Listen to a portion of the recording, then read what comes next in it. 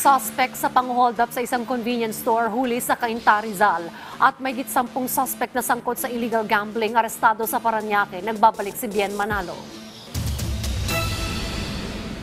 Patay ang isang 14 anyos na binatilyo matapos barilin ng dalawang hindi pa nakikilalang salarin sa Candelaria, Quezon.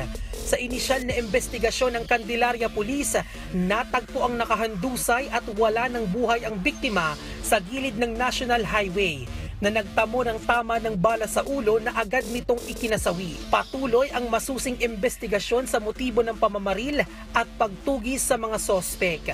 Sa Cainta, Rizal naman, arestado ang isa sa mga sospek na sangkot sa pang-hold up sa isang convenience store sa ikinasang hot pursuit operation ng Rizal Provincial Intelligence Unit at Cainta Municipal Police Station.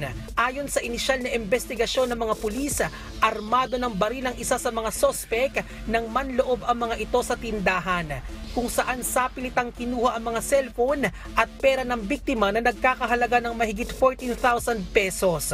Agad na nagsagawa ng backtracking ang mga operatiba sa nangyaring krimen at doon natukoy ang lokasyon ng mga nakatakas na sospek.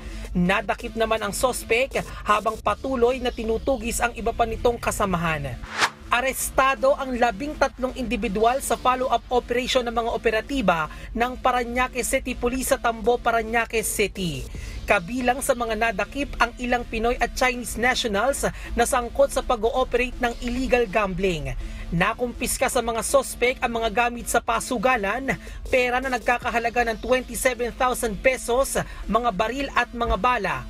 Nasa kustodiya na ng otoridad ang mga nadakip na sospek para harapin ang kanilang kaso sa hukuman. Bien Manalo para sa Morning Show ng Bayan, Rise and Shine Pilipinas.